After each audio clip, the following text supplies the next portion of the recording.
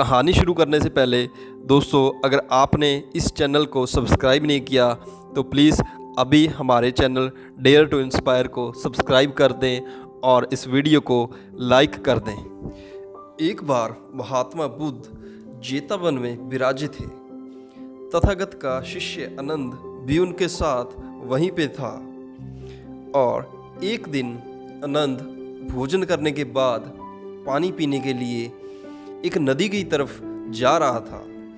जब वह नदी पे पहुंचता है, वो देखता है कि वहाँ पर एक लड़की घड़े से पानी भर रही होती है।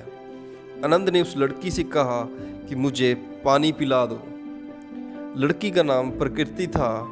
वह बोली, मैं एक चंडाल कन्या हूँ, मैं आपको पानी नहीं दे सकती। आनंद ने कहा, मुझे तुम्हारी जाति नहीं चाहिए। तब लड़की ने आनंद को अपने घड़े से पानी पिला दिया। अब आनंद जेतवन वापस आ रहा था और वह लड़की ने आनंद का पीछा करना शुरू कर दिया। वह भी उसके पीछे पीछे उसके निवास स्थान पर पहुंच गई और वहां पे उसने पता लगा लिया कि उसका नाम आनंद है और वो एक बुद्ध भिक्षु है। और वह लड़की अपने घर चली गई। घर जाकर लड़की ने अपनी माँ को सारी बात बताई। उसने अपनी माँ से कहा, यदि तुम मेरा विवाह करना चाहती हो तो मैं केवल सिर्फ आनंद से ही शादी करूंगी। मैं किसी और लड़के के साथ विवाह नहीं कर सकती। उसकी माँ ने उसकी यह बात सुनी और उसने आनंद का पता लगाया। पता लगाने के बाद उसने अपनी लड़की से कहा कि वह आनंद तुमसे शादी नहीं कर सकता क्योंकि उसने ब्रह्मचर्य का व्रत ग्रहण कर रखा है। वह किसी भी लड़की के साथ शादी नहीं कर सकता। यह सुनकर लड़की ने खाना पीना छोड़ दिया। उसने अपनी माँ से कहा कि वह शादी करेगी तो सिर्फ आनंद से ही करेगी। और उसने अपनी माँ से कहा, तुम तो जादू टोना जानती हो, क्या तुम उस पर कोई जादू टोना नहीं कर सकती कि वह मेरे साथ शादी करवा ले। उसकी माँ ने एक दिन आनंद को भोजन के लिए अपने घर पर आमंत्रित किया। जब आनंद आया तो माँ ने आनंद से कहा कि उसकी बेटी तुमसे शादी करना चाहती है। आनंद ने यह सुनकर कहा कि मैं एक ब्रह्मचारी हूँ, मैं ब्रह्मचर्य व्रत ग्रहण कर चुका हूँ, मैं किसी भी स्त्री के साथ विवाह नहीं कर सकता। माँ ने कहा, अगर तुम शादी नहीं करोगे तो मेरी बेटी मर जाएगी। आनंद ने कहा कि मैं असमर्थ हूँ। यह सुनकर उसकी माँ अंदर अपनी बेटी के पास गई और बोली कि वह शादी से इनकार कर रहा है। लड़की ने यह बात सुनकर अपनी माँ को कहा, तुम्हारा जंतर मंत्र कहाँ गया, कोई जादू टोना करो उस पे। माँ ने कहा, मैं देखती हूँ, लेकिन मेरा जादू टोना उस पर कोई असर नहीं कर रहा क्योंकि वह एक बुद्ध भिक्षु है। लड़की ने कहा, माँ तू दरवाज़ा बंद कर दे, मैं देखूंगी कि आज रात को वह मुझे अपनी पत्नी कैसे स्वीकार नहीं करता। रात होने पर लड़की ने अपने आप को अच्छी तरह से तैयार किया और वह आनंद के पास आई, परंतु आनंद पर इसका कोई प्रभाव नहीं पड़ा। अंत में माँ ने अपने जादू टोने का प्रयोग किया और उसने आनंद के कमरे में आग लगा दी और आनंद को बोली, अगर तुम मेरी लड़की से शादी नहीं करोगे तो तुमको इस आग में जला दिया जाएगा। तब भी आनंद उनके आगे नहीं झुका और उन्होंने आनंद को आज़ाद कर दिया। वापस लौटकर आनंद ने सारी बात महात्मा बुद्ध को सुनाई। दूसरे दिन वह लड़की आनंद को ढूंढते हुए वहीं आ पहुंची जहां पर आनंद का निवास स्थान था। आनंद भिक्षा के लिए निकल ही रहा था कि वह लड़की वहाँ पे उसके पीछे पीछे जाने लगी। यह देखकर आनंद बहुत परेशान हो गया था। आनंद ने तथागत बुद्ध को कहा कि किसी प्रकार इस लड़की से मेरा पीछा छुड़वाएं। तथागत ने उसकी बात सुनकर कहा, उस लड़की को भुला भेजो।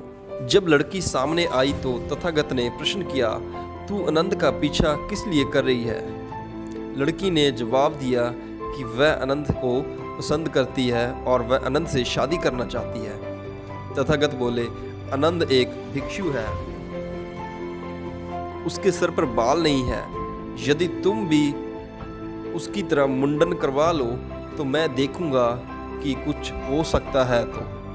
लड़की बोली, मैं इसके लिए तैयार हूँ। भगवान बुद्ध ने कहा कि मुंडन कराने से पहले तुझको अपनी माँ से आज्ञा लेनी होगी।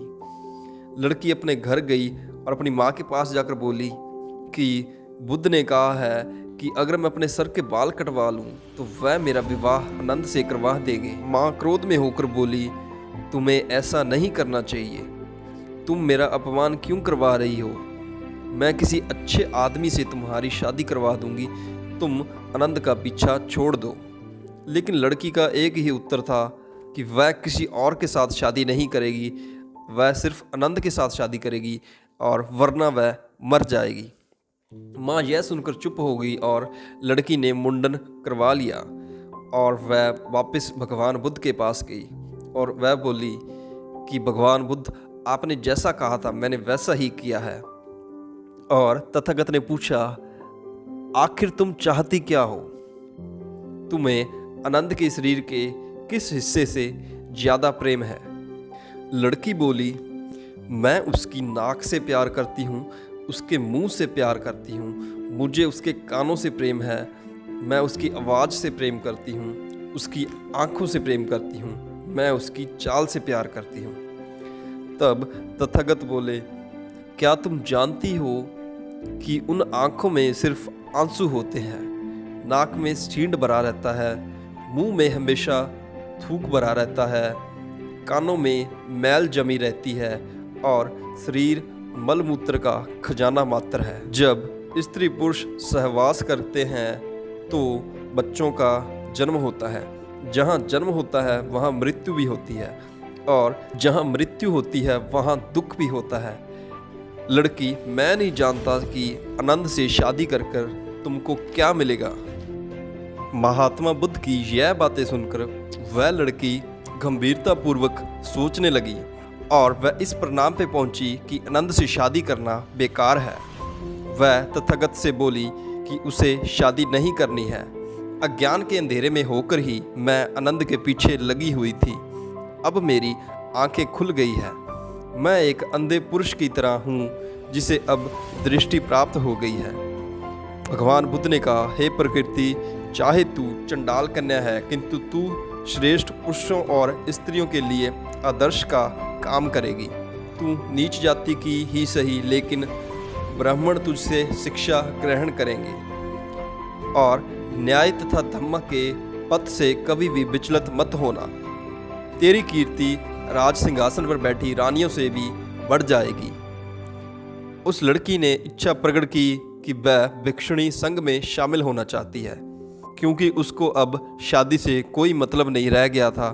उसकी यह इच्छा स्वीकार कर ली गई और उसको संघ में ले लिया गया था। दोस्तों, अगर आपको यह कहानी अच्छी लगी तो अभी इस वीडियो को लाइक कर दें और प्लीज़ हमारा डेयर टू इंस्पायर चैनल अभी सब्सक्राइब कर दें। धन्यवाद।